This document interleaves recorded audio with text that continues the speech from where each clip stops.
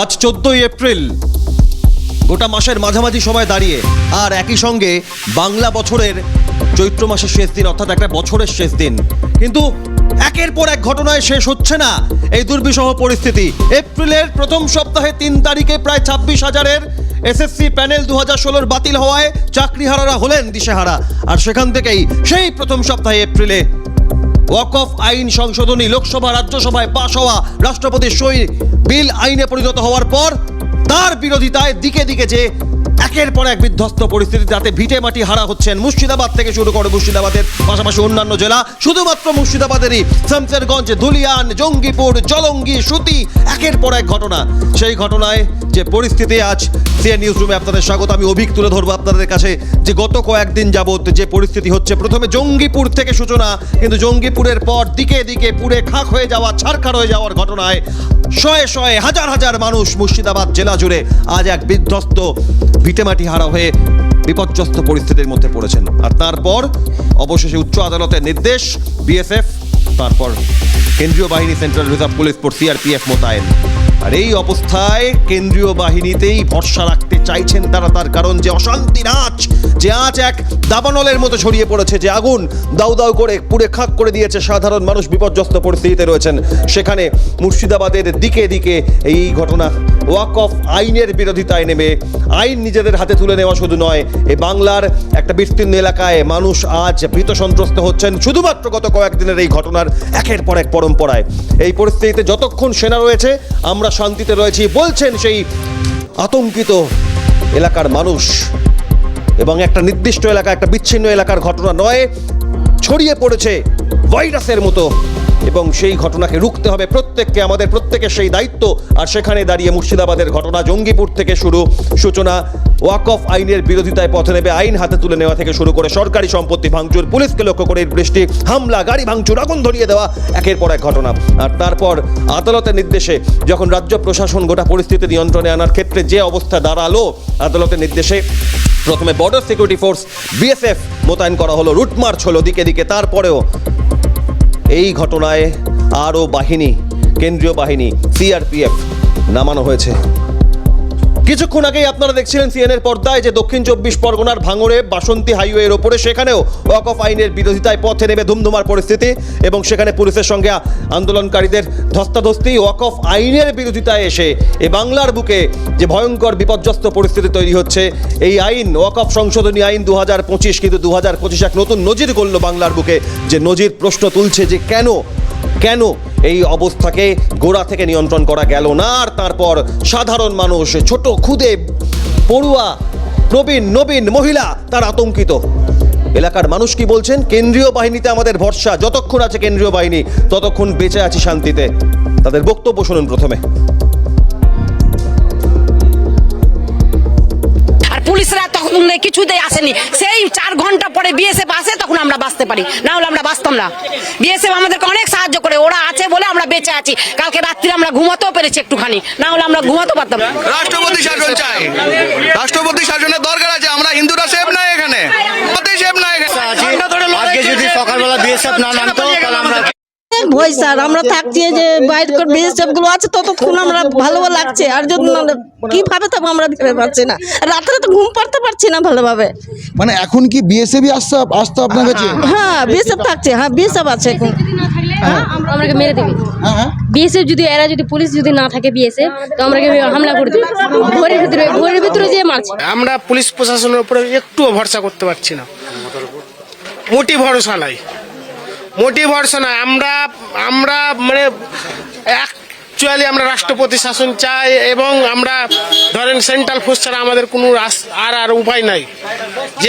যেভাবে অত্যাচার হচ্ছে আর কি, মানে অযুক্তি অত্যাচার। আমরা চাইছি এখন সুরক্ষার জন্য আমাদের জানে আপনার কেন্দ্র বাহিনী যাতে আমাদের এখানে থাকে, স্থায়ী জানে জাফরাবাদ গ্রামে একটা ক্যাম্প থাকে, স্থায়ী ক্যাম্পের দরকার না তো আমরা এখানে বাঁচতে পারবো না। তো বিএসএফ আসার পরে আমরা একটু শান্ত পেয়েছি, তাছাড়া আমরা শান্তি পাইনি। আমরা না ভরসা নাই, মুখ্যমন্ত্রীর ভরসা নাই।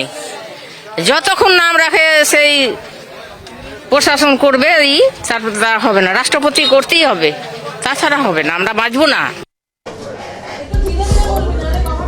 গত কয়েকদিনে প্রথমে যখন ঘটনা জঙ্গিপুরের সামনে আসলো, জঙ্গিপুর রঘুনাথগঞ্জ, এই দুটো শব্দের মধ্যে গোটা ব্যাপারটা কি কেন্দ্রীভূত ছিল?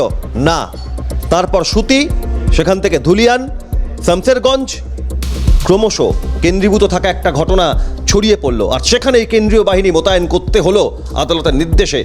শামসেরগঞ্জের এই পরিস্থিতি মোকাবিলায় শান্তি ফেরাতে কেন্দ্রীয় বাহিনী।